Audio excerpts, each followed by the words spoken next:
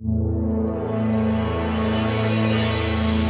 first off, congratulations. Thank you so much. One of the things that fascinates me about your movie is how many really lengthy oners you have. So going into this shoot, which oner did you think would be the most challenging to get, but then which is the one that proved most challenging when you were physically on set doing it? I think actually the one I thought would be most challenging is the first one with the lion. It's only because it was so many characters and you know, the VFX lions and the people presenting the VFX lions and trying to get that all into one shot and flow, which is when Sharlto and Idris, as you know, step out of the car and walk up to the lions, and you have like what, 5 people? Yes, 5 people and bunch of lions and 2 of them interacting with the character, and I thought there would be. But to my surprise, it wasn't that one who turned out to be the most complicated. It's actually when the lion attacks the car for the first time, because that was so much handing over camera and running with Idris, and that was one of the first shots that I kind of created in my mind, to say so, because from very early, I realized I wanted to try to set this film apart from other films of this genre, and try to bring something different to the table, you know, and because you've seen Jurassic Park, who have way bigger budgets and bigger creatures, and so like by getting you stuck in a shot to up the emotion of claustrophobia, being stuck, the being one of the characters in the situation. So I was very adamant about, you know, presenting this to the studio and having them approve, because it's an unusual way of shooting blockbusters, you know, and I got their, you know, I convinced them, and I think they were very pleased when they saw the outcome. But for me, it's all about that, giving you the feeling that you are there with the character, so it feels more point of view. So you're really never cutting to the lion, what's coming, and so on and such. Very successful in that respect. And it does feel unique to Jurassic Park, but that's my favorite movie of all time. So the Jurassic Park tinges peppered throughout this movie just filled my heart. I loved it. I have to talk about your cinematographer. Like, Philippe Rousseau is just like one of the most incredible cinematographers out there, Academy Award nominated. But what is it about his previous work that made you think, like, he can do these oners, but he's also able to do what I need him to do in order to make these VFX work? Well, first of all, he had done both his older films, which are, you know, Queen Margot, you know, the French movie, the you know, River Runs Through It, I think is one, and then Fantastic Beasts. So he obviously has a long history and also a long range. I like his sensuality, like his French sensibility, you know, sensibility in this filming, and his lighting, which I was going after.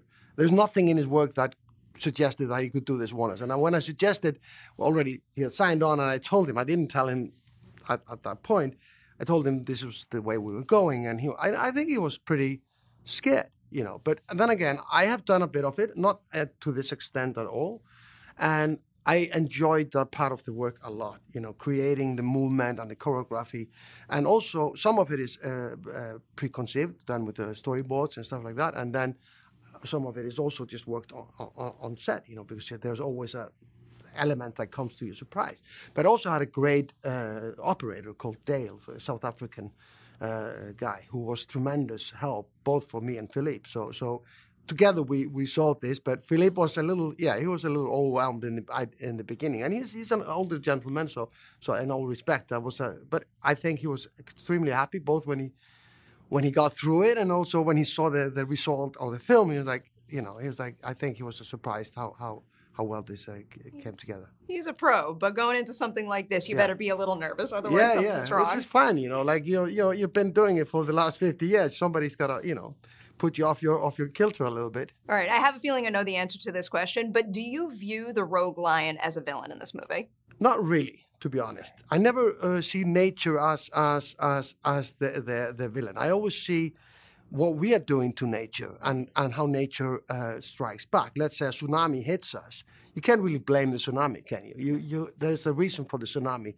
Or you know, sometimes it's nature itself protecting itself, and sometimes it's what we do to nature. And in this case, it's very clearly stated in the movie that the villains are the poachers and the people taking their lands and forcing them into this situation. And nature does strike back. And there are stories of lions doing this, but they usually attack indigenous people. So Western culture isn't necessarily as aware of it as like sharks. So the other part to that question then is, when you're shooting the more thrilling sequences where the lion is attacking the family, how do you make it so the audience is rooting for the family to survive and take down the lion, as they have to in order to get out of this situation, but never letting the audience forget that it wasn't that rogue lion's fault to begin with? I think it's important. First of all,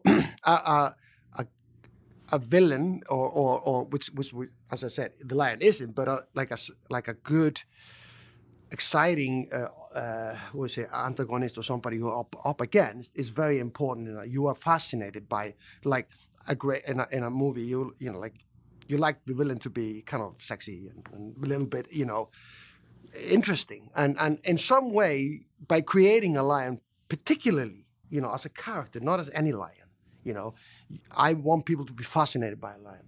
They should be aware of the dangers of it, but then when they contemplate the movie, they're also aware it isn't the lion's fault. Lions are not born on this earth to attack people, but I think the situation is very clearly stated in the film. But at the same time, you have to have a worthy opponent, and I think I've told many of them, but for example, Brad Pitt in Snatch was a little bit the idea for the lion. Lean, mean, and fast, and predictable. I can see that. And so you have to, look at it not only as a chunk of meat or an animal. You have to look at it as a real character.